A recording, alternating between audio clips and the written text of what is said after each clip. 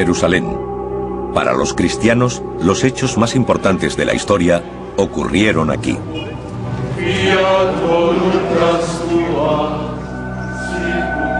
La Biblia dice que esta es la ciudad donde vivió Jesús sus últimos días y donde fue crucificado. Lo que ocurrió aquí cambió el mundo. 2000 años después, la ciudad también ha cambiado.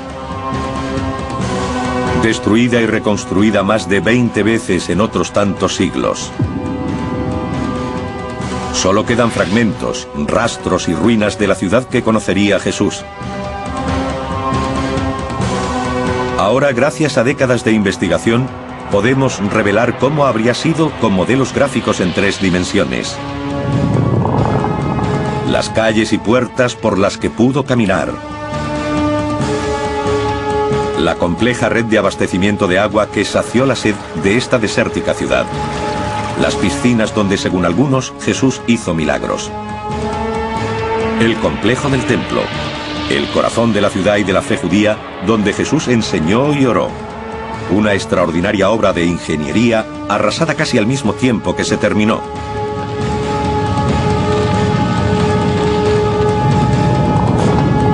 Revelaremos el mundo perdido de los evangelios, el Jerusalén de Jesús.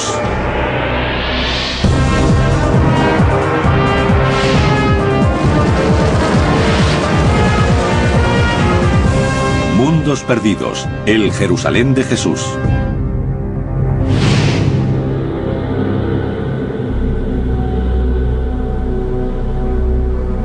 En tiempos de Jesús, Jerusalén era el corazón de Judea, el reino de los judíos, un pueblo definido por su religión. Para ellos era el lugar más importante del mundo.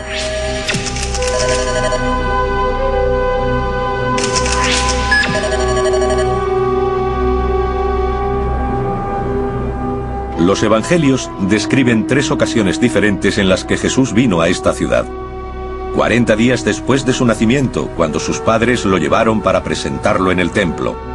A los 12 años, cuando departió con los doctores. Y la última semana de su vida. Entró triunfante en la ciudad y salió para morir en la cruz.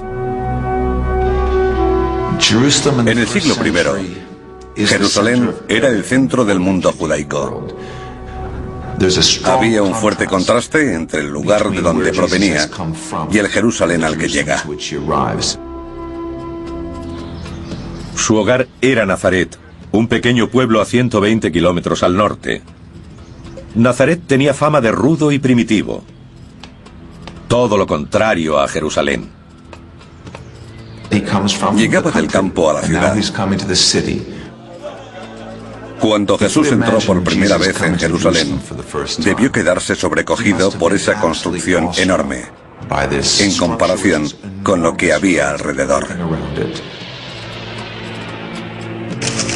Esta edificación es el Monte del Templo. Para los investigadores que intentan reconstruir el aspecto de la ciudad en el siglo I, supone un desafío singular. La mayor parte desapareció al ser destruido décadas después de la muerte de Jesús por el ejército romano. Y como es lugar sagrado para 3 de las grandes religiones del mundo, el judaísmo, el cristianismo y el islam, no se han permitido las excavaciones desde hace más de 150 años. Sin embargo, a través de un trabajo detectivesco y el estudio de documentos antiguos, ahora es posible reconstruir el Monte del Templo como Jesús lo conoció y descubrir los secretos de su construcción. Fue idea de Herodes el Grande, rey de Judea en la época del nacimiento de Jesús. Los logros de Herodes siempre se verán ensombrecidos por lo que de él se escribe en la Biblia. Ordenó la matanza de los recién nacidos, intentando acabar con Jesús. Herodes tiene muy mala fama en la historia, pero fue un hábil administrador y un constructor visionario. No solo por lo que hizo por agrandar el templo y el monte del templo, También construyó la extraordinaria fortaleza de Masada y el palacio de Herodes. Quería ser recordado. Quería ser Herodes el Grande. El mundo en el que vivió Jesús fue organizado por el que quiso matarlo. Hacia el año 15 a.C., Herodes había decidido construir un nuevo templo, mucho más grande que el que había. Triplicaría el tamaño del existente para cubrir una extensión equivalente a 25 campos de fútbol. Y lo rodearía de enormes murallas. Pero se enfrentó a dos grandes problemas. Primeramente, para el pensamiento judío solo había una localización posible para el templo. Habría que demoler la construcción existente y los sacerdotes no confiaban en él. No creían que pudiera terminar su obra. Para demostrar sus buenas intenciones, mandó extraer toda la piedra necesaria para el nuevo edificio antes de comenzar las obras. 1 millón de toneladas. De todos los rincones de la ciudad. Tardaron 8 años. El mayor desafío era que la cima del monte del templo terminaba en pico, no en meseta. Y era demasiado pequeña para los planes de Herodes. Pero dio con una solución sencilla, aunque ambiciosa. Agrandó la montaña. El monte del templo que Jesús conoció fue la mayor estructura hecha por el hombre sobre la tierra. El suelo de la plaza, que podría acoger a 250.000 personas, era un techo que cubría una red de cámaras.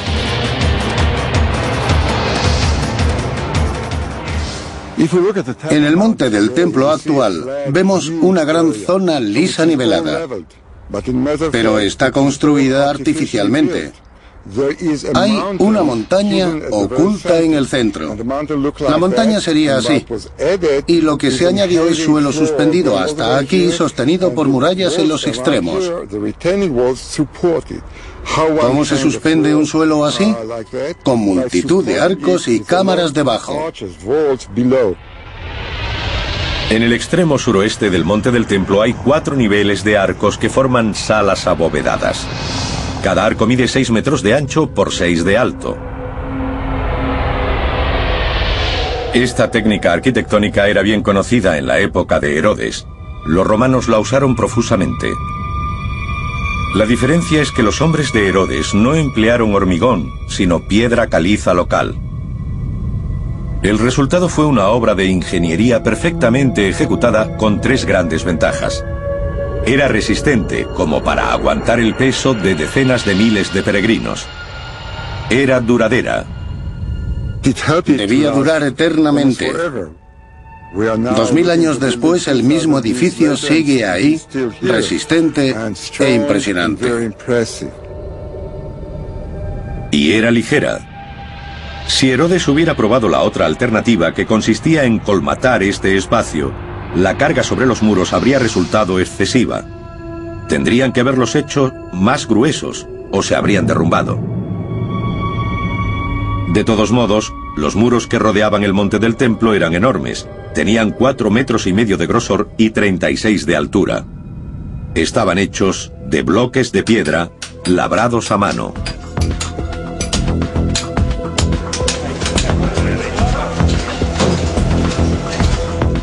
El monte del templo tiene 1,5 kilómetros de circunferencia. Una capa de piedras, si solo tuviese una hilera, tendría de 800 a 1000 unidades. De media, cada una de esas piedras pesaría unos 4.500 kilos, aproximadamente el peso de un elefante adulto. Algunas eran mucho mayores. Los arqueólogos han localizado el bloque más grande usado en la construcción del monte. Se encuentra en lo que se conocen como los túneles rabínicos. Ahora enterrado por 2000 años de evolución y cambios, en la época de Jesús estaba a la vista, al nivel de la calle. La doctora Jody Magnes es una experta mundial en la arquitectura del Jerusalén de Jesús. Esta gran piedra forma parte de lo que se llamó hilera maestra. La idea era estabilizar el monte del templo incorporando una serie de piedras mucho más grandes, altas y pesadas que el resto. Es difícil imaginar su tamaño. Es 20 veces mayor que los bloques más grandes usados en la construcción de las pirámides de Egipto. Tiene 12 metros de largo y 3 de alto, y pesa más de 400 toneladas. Jesús o cualquier otro visitante de Jerusalén se encontraría ante una edificación de gran escala. Y los constructores de Herodes la abordaron con gran ingenio y destreza.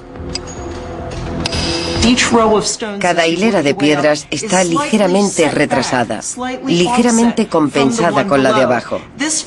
Esto da estabilidad a las partes más bajas de los muros, necesaria para llevar el peso arriba. Y eso crea, o debería decir, corrige una ilusión óptica.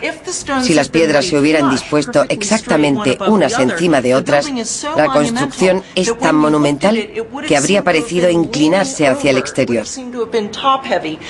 Esto hace que parezca que el muro es recto. Los canteros fueron tan hábiles que el espacio entre las piedras es casi nulo. Shimon Gibson nos demuestra su pericia. Encajaron las piezas perfectamente. Los canteros fueron tan exactos que si pongo un billete de $50 aquí consigo que no se caiga. Pero solo eso, porque no entra. Esta parte del muro ha permanecido intacta 2000 años, pero los constructores confiaron en el conocimiento del trabajo, no en la argamasa, para mantener unidos los bloques. 18.000 personas trabajaron para levantar estos muros. La tarea comenzó 15 años antes del nacimiento de Cristo y se prolongó durante 80 más. El lugar, tal como lo conoció Jesús, era la mayor obra del mundo. Pero ahora podemos recrear su aspecto cuando se terminó. La mayor edificación sobre la tierra. Estuvo en pie solo 5 años antes de que un brutal ejército romano lo destruyera. A continuación, uno de los grandes enigmas de la arqueología. Reconstruiremos el edificio más importante de la vida de Jesús y la culminación del monte, el propio templo.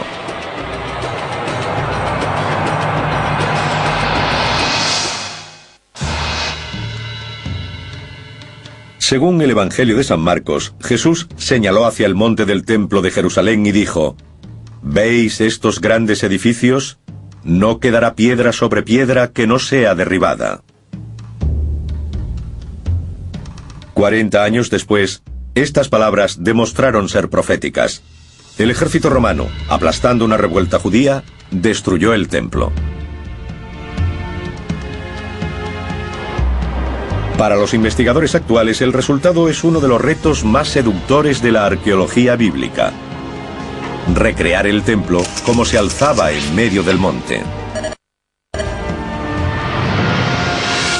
Se ha necesitado el trabajo de generaciones de científicos y eruditos para construir una imagen de lo que Jesús habría visto cuando llegó aquí. Al entrar en el monte del templo, cruzaría una serie de patios o espacios abiertos. Pasaría ante una señal escrita en griego, advirtiendo a todos los extranjeros, o no judíos, de una muerte segura si traspasaban cierto punto. Después llegaría al patio de las mujeres, el último lugar donde estaba permitida la presencia femenina. Era el patio exterior del propio templo o santuario. Al subir 15 peldaños semicirculares, llegaría a la puerta bella que llevaba al patio de Israel, abierto solo para judíos varones purificados según el ritual. Jesús no podía haber pasado de ese punto porque solo los sacerdotes podían entrar en el templo. Al Sancta Sanctorum, en la parte trasera del templo, solo podía entrar el sumo sacerdote una vez al año, el día de la expiación. Reuniendo las pruebas de las fuentes escritas, es posible establecer el aspecto exterior de este santuario tan celosamente guardado. Los arqueólogos han calculado su altura comparándolo con la edificación existente en la actualidad, la cúpula de la roca musulmana. El edificio musulmán tiene exactamente la mitad de la altura del templo en tiempos de Herodes y Jesús. Esta estructura cavernosa tenía la altura de un edificio de 15 pisos. Nuestros investigadores quieren saber cómo se las arreglaron los constructores del templo para erigir tal edificio con las herramientas y grúas tan primitivas de la época. Es evidente que se habría requerido gran cantidad de mano de obra. Los relatos dicen que debido a la condición sagrada de cada piedra del edificio, 1000 sacerdotes fueron adiestrados como canteros. El Dr. Guy Stabile ha identificado rastros de las canteras. Es increíble que esta curva se haya conservado tan bien. En una gruta a 3 kilómetros de Jerusalén ha encontrado una serie de marcas de cincel. Tienen la misma forma que las piedras usadas para construir el monte del templo de Herodes. Aquí podemos ver una línea horizontal y aquí abajo otra vertical. Se ve el filo de cada una. Usaron picos para ir haciendo las hendiduras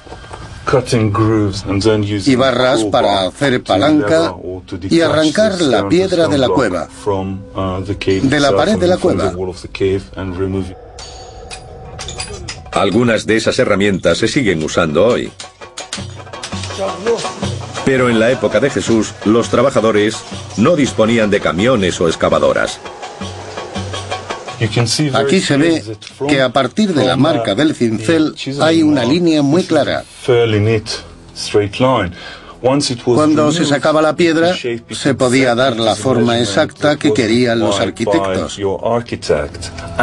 Todo eso se hacía aquí, porque después había que arrastrar los bloques hasta el monte del templo o a otra zona de construcción. Si se eliminaban las partes innecesarias, tendrían que arrastrar mucho menos peso. Fueron muy prácticos. El transporte requirió de una combinación de fuerza bruta e innovadora ingeniería. El arqueólogo Ronnie Reich ha recreado una solución que usaron los constructores. Es un sistema sencillo pero efectivo. El bloque de piedra se convierte en eje entre 2 ruedas. 10 hombres podrían llevarlo rodando. Cada eje podría mover 450 kilos. Una carga imposible de desplazar por una única persona. Así que fue este ingenio el que movió las piedras. Una vez trasladadas, todavía quedaba colocarlas en el lugar indicado. Cada bloque pesaba aproximadamente 10 toneladas. Se usaron sencillas grúas para elevarlas. Hemos construido un bípode con cuerdas y poleas. Las cuerdas se pueden mover con palancas. 8 personas pueden subir esta piedra a 1, 2 o 3 metros de altura y dejarla en su sitio suavemente. El resultado final sería majestuoso. Pero hay algo de misterio en la construcción del templo.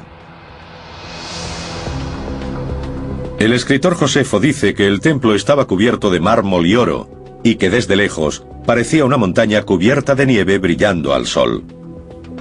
Algunos investigadores modernos lo encuentran difícil de creer. La razón es que no había mármol en Israel, en la antigua Palestina. No existía. Tendría que haber sido importado de otros lugares como Turquía o Grecia, y hay muy poco mármol importado durante la época de Jesús. Fue mucho después cuando empezó a traerse en cantidades importantes. Hillel Geba puede haber encontrado la respuesta. A cierta profundidad bajo el Jerusalén contemporáneo, ha encontrado las ruinas conservadas de la casa de una persona adinerada.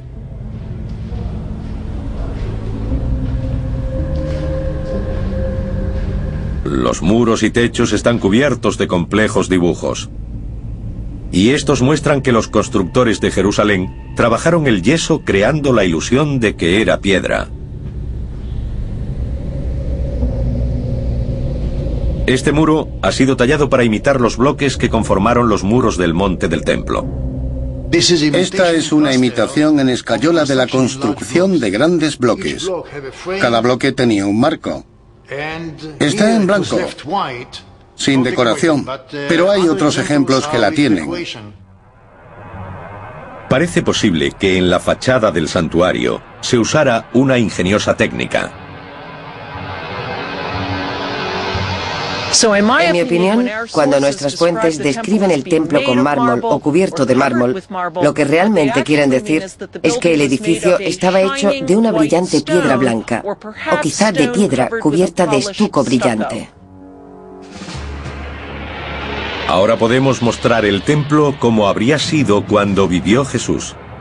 El punto central de la ciudad, blanco y oro, con columnas de humo elevándose desde los altares de los sacrificios.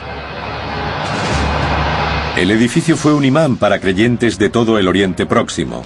Cuando Jesús llegó a Jerusalén para su última Pascua, pudo haber más de 200.000 visitantes. Jerusalén tenía que acogerlos.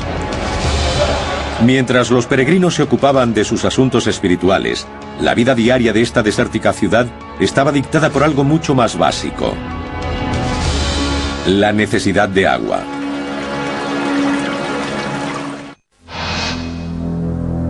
La tradición dice que una semana antes de su muerte, Jesús hizo su entrada triunfal en la ciudad de Jerusalén. La multitud se congregó para darle la bienvenida, cantando y agitando palmas. Muchos eran sus seguidores, pero la ciudad ya estaba llena de gente que había llegado para celebrar la fiesta de la Pascua. La población normal de Jerusalén en tiempos de Jesús era de algo menos de 30.000 personas. Pero durante la época de las fiestas, en ese caso la Pascua, podía llegar a haber 10 veces más, unas 300.000. En ese momento Jerusalén era el asentamiento de mayor crecimiento de Oriente Próximo. Recibía más de 1 millón de visitantes al año. Nuestros investigadores han intentado hacerse una idea del probable aspecto de la ciudad y de cómo lograban acoger a aquel enorme flujo de gente. Algunos de los beneficios eran claros y evidentes. Los peregrinos llevaban riqueza.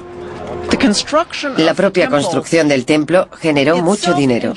Los peregrinos que llegaban a Jerusalén tenían que gastar dinero en comida, alojamiento, regalos y recuerdos a lo largo de su camino. Y por supuesto, pagar los impuestos del templo y los sacrificios. Décadas de excavaciones en el muro occidental del templo han descubierto los restos de una calle de 9 metros de ancha y 900 de larga, que funcionaba como un centro comercial. Es conocida como la calle de Herodes. Jesús habría caminado por aquí. Esta es la calle principal de Jerusalén. Hay que imaginarse el gran número de personas que venían aquí para comprar y vender en los muchos puestos callejeros. Todos eran peregrinos. Era el corazón de Jerusalén. Algunos arqueólogos llaman a este lugar Wall Street, reconociéndolo como el corazón económico de la ciudad. También han reunido pruebas de la relación entre esos intereses comerciales y la vida espiritual del templo. El examen de la muralla en el extremo meridional de la calle revela los restos de un arco. Es conocido como el Arco de Robinson. Con más de 15 metros de altura y una envergadura de al menos 12, sirvió como una de las principales entradas al complejo. Y en su base, situados contra los muros del monte del templo, habría puestos que venderían productos a los peregrinos. La zona que desembocaba en las grandes escaleras era conocida como el Arco de Robinson.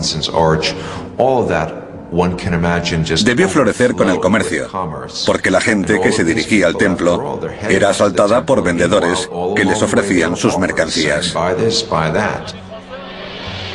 Jesús debió encontrarse con una escena así cuando entró en el templo. Furioso por lo que vio, se enfrentó por primera vez a las autoridades. Se dice que se abrió camino hasta una zona llamada el Patio de los Gentiles. Como todos los judíos varones, tuvo que pagar el impuesto de 2 siclos.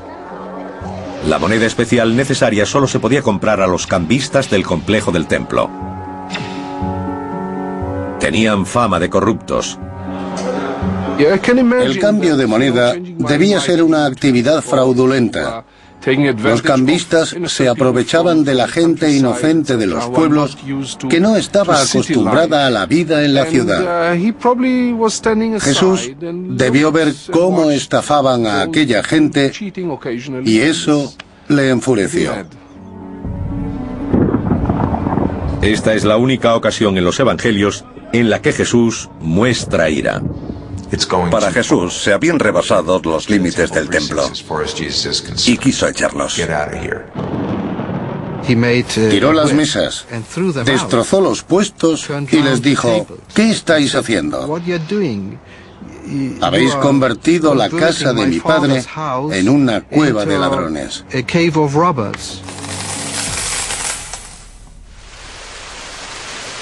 Los peregrinos proporcionaban ingresos a la ciudad, pero también tenían que recibir cosas a cambio, y el recurso más valioso de Jerusalén era el agua.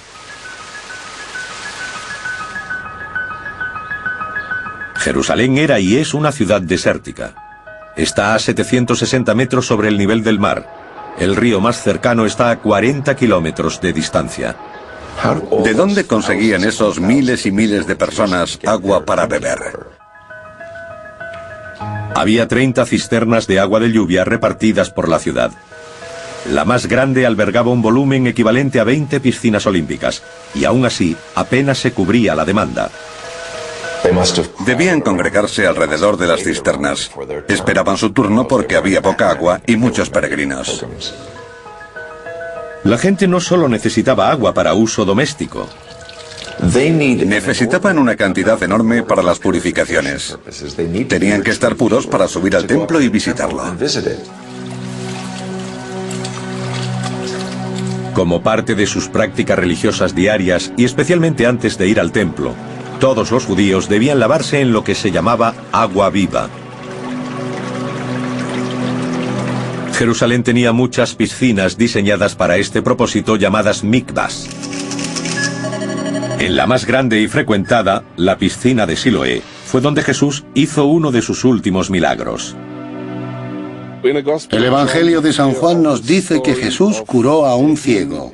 Cogió tierra del suelo, escupió, le untó el lodo en los ojos y le dijo: ve y lávate en la piscina de Siloé.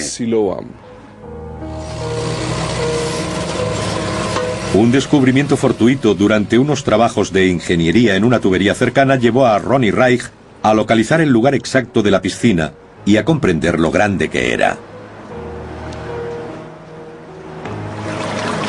Alimentada por uno de los manantiales de Jerusalén a través de un túnel de 500 metros, habría cubierto cerca de 2.000 metros cuadrados.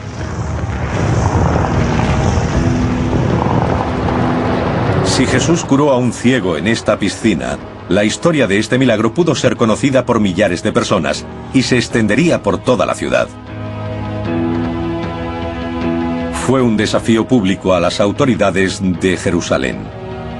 A continuación veremos los lugares en los que habría ocurrido el enfrentamiento final.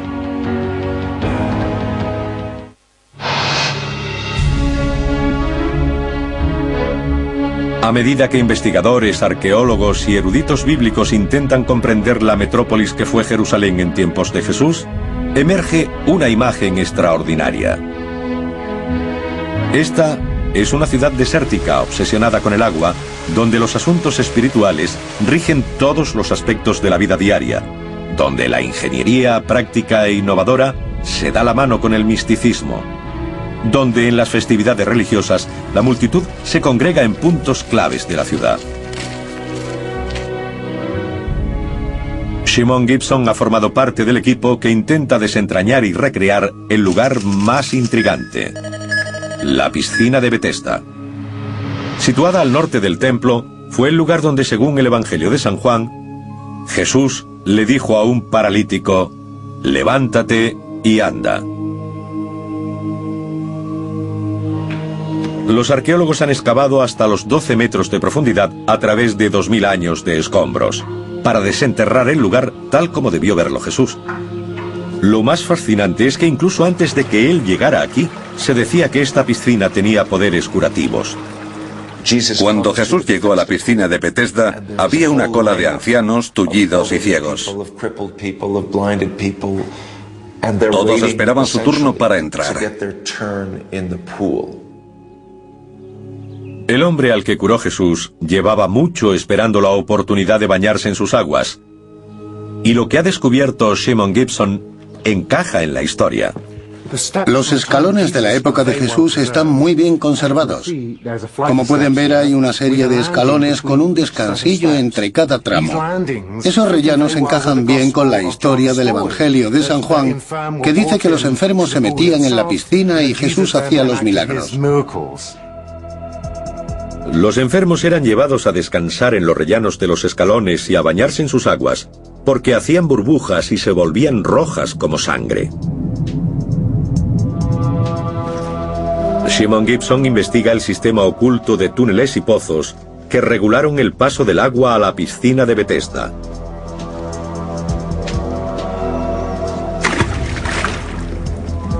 Esto era lo que producía el famoso burbujeo. Esta es la zona de las compuertas. Hay dos aberturas, una más grande arriba y otra más pequeña en el fondo. Las compuertas controlaban de manera precisa la profundidad del agua de la piscina. Se podía acceder a ellas a través de un pozo vertical de 15 metros abierto en la roca. Voy a ver si puedo.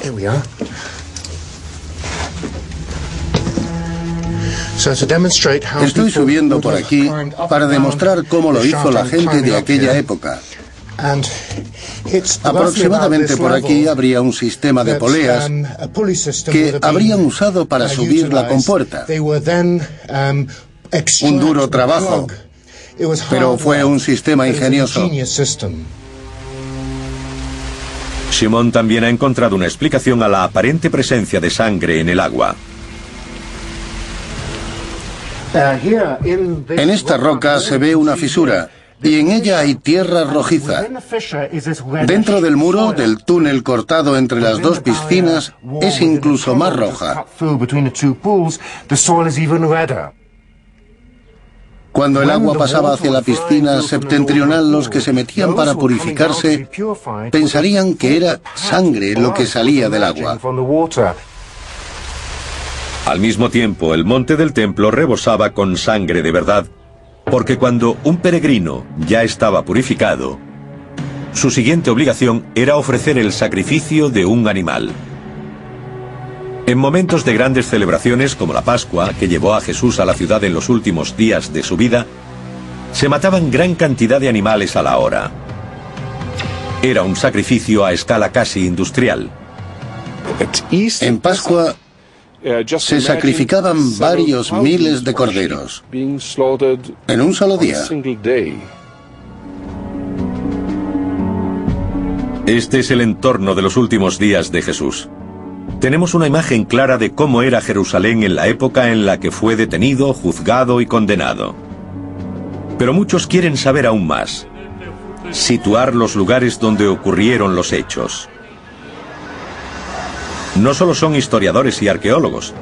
Todos los años, cientos de miles de peregrinos llegan a la ciudad con la esperanza de caminar por donde lo hizo Jesús. Pero en 2000 años de reconstrucciones y cambios, la ciudad ha crecido y también las historias. Se ha hecho difícil separar la realidad del mito. Un claro ejemplo es el lugar donde Jesús hizo su última cena. Desde entonces, el modo en que partió el pan dio lugar a la comunión en las misas cristianas. Y por eso viene tanta gente a esta sala, la Senecal o habitación superior en el monte Sión, porque muchos creen que ocurrió aquí.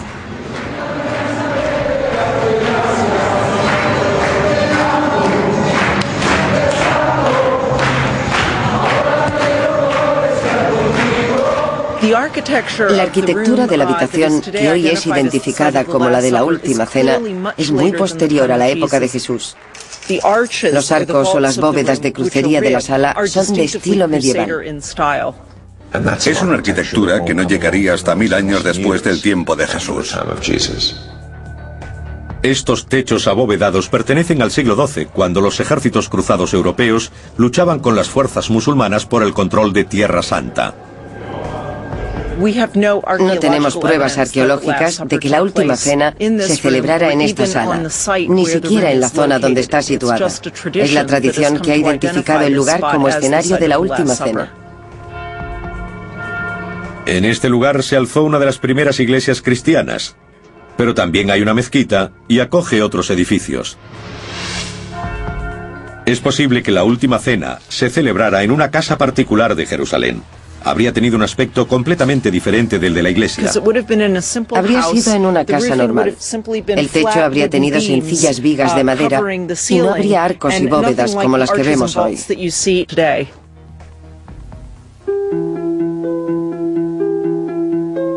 Los evangelios dicen que después de la última cena, Jesús se marchó con 3 de sus discípulos al huerto de Getsemaní. De nuevo, es difícil determinar la situación exacta, pero está claro que fue al pie de lo que hoy se conoce como Monte de los Olivos. Getsemaní significa molino de aceite. El huerto de Getsemaní parece ser un pequeño recinto situado en la parte superior de lo que conocemos como Monte de los Olivos, al noreste del templo, al noreste de la ciudad.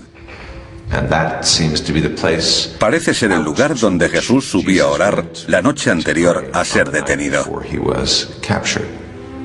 Tras una noche de oración, fue apresado por hombres que actuaban en nombre de las autoridades del templo. Jesús fue prendido en el huerto de Getsemaní antes del amanecer, en la hora más oscura antes del amanecer. La pregunta es, ¿dónde fue llevado? Este es el gran desafío de los investigadores: trazar la secuencia de los hechos conocidos como la Pasión de Cristo.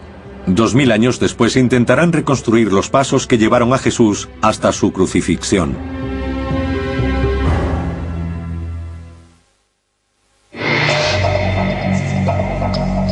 Los evangelios coinciden en que después de su prendimiento Jesús fue llevado a la residencia de Poncio Pilato, el gobernador romano de Judea. Esto tiene sentido histórico. El Imperio Romano ejercía un férreo control sobre la ciudad. Una gran decisión política, como la ejecución de un aparente rebelde o un revolucionario como Jesús, debía ser tomada por un representante de Roma. De nuevo, la tradición vuelve a ir unida a un lugar concreto. En este caso, a donde Jesús fue azotado, sometido a escarnio y sentenciado. Generaciones de peregrinos han creído que ocurrió en la Fortaleza Antonia. Era el cuartel general de la guarnición romana destacada en Jerusalén. Ahora queda poco de ella, pero los investigadores han logrado reconstruirla a partir de textos antiguos. Situada en la esquina nordeste del templo, era una construcción con forma de bloque con 4 enormes torres, cada una de 15 metros de altura. La fuerte dominación romana hizo que la fortaleza Antonia quedara asociada a Pilato y al juicio de Jesús. Hoy apenas queda nada. Buscando pruebas, Jody Magnes se dirige a una zona pavimentada identificada como el Litostratos, supuestamente unida a la fortaleza y al lugar donde Jesús fue coronado de espinas. El Litostratos es mencionado en los Evangelios como el lugar donde Jesús fue sentenciado a muerte por Poncio Pilato. Los peregrinos cristianos que llegan a Jerusalén veneran este lugar. El problema es que la ciencia no respalda esta versión de la historia tradicional. De hecho, gracias a la arqueología, sabemos que este pavimento no existió en tiempos de Jesús.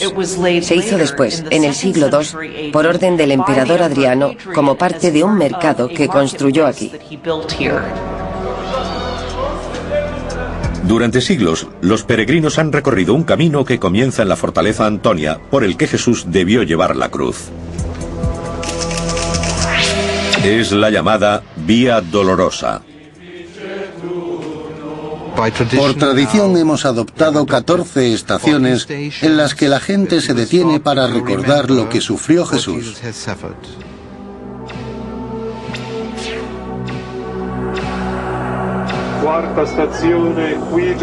Pero apenas hay pruebas de que este sea el camino correcto. Puede que la gente esté equivocada al creer seguir los pasos de Jesús en el punto y lugar donde se enfrentó a Poncio Pilato, donde los soldados lo tuvieron en cautividad y donde le clavaron la corona de espinas. La afirmación de que este es el camino que siguió Jesús está basada en una idea errónea, que la residencia de Pilato y el cuartel general de las tropas eran el mismo lugar.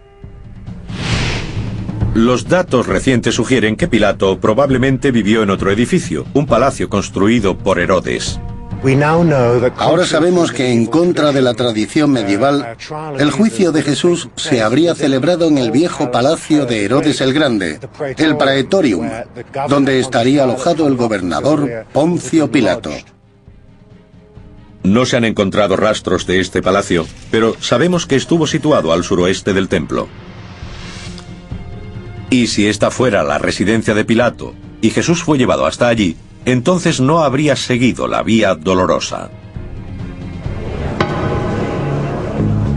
El Jerusalén moderno no es la ciudad que conoció Jesús y es casi imposible que nadie pueda seguir el mismo recorrido que hizo él. Para la mayoría de los peregrinos, lo verdaderamente importante es la dimensión espiritual del camino. Hay pruebas que sugieren que sabemos dónde murió y fue enterrado.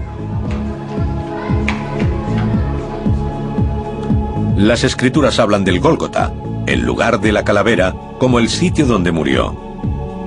Hoy, como han hecho durante 1500 años, los creyentes dicen que ese lugar estuvo aquí, donde se alza la iglesia del Santo Sepulcro, en el centro de Jerusalén.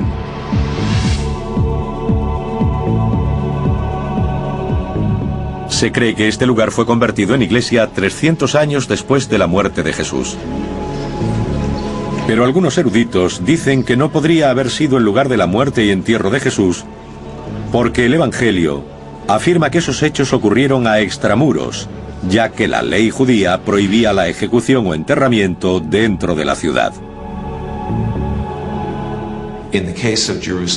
Jerusalén era diferente entonces. El Gólgota estaba fuera de la ciudad en la época de Jesús. Pero ahora está dentro de los límites de la ciudad. Basándonos en excavaciones arqueológicas, ahora sabemos que la zona de la iglesia del Santo Sepulcro, en particular la rotonda, formó parte de un cementerio mucho mayor. En otras palabras, esta zona estuvo fuera de los muros de la ciudad, no dentro de sus límites. En un extremo de la iglesia, Jody Magnes encuentra pruebas de que aquí se hicieron enterramientos hace 2000 años. Aquí vemos un ejemplo de la típica tumba judía de Jerusalén en tiempos de Jesús. Estas tumbas eran huecos tallados en la roca, nichos hechos en las paredes de las cámaras funerarias. Todo encaja. El peso de la evidencia sugiere que este sí podría haber sido el lugar de enterramiento. Arqueológicamente hablando, la ubicación de las tumbas judías en este lugar nos hace pensar que quizá fue aquí donde Jesús fue crucificado y enterrado.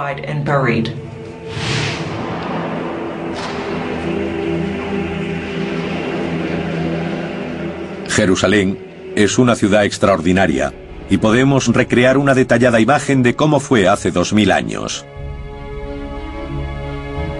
Hemos sido capaces de reconstruir el siglo I de Jerusalén física y espiritualmente. Algunos restos hemos tenido que excavarlos porque estaban ocultos bajo el suelo, pero otros siguen ahí, formando parte importante de la ciudad de Jerusalén.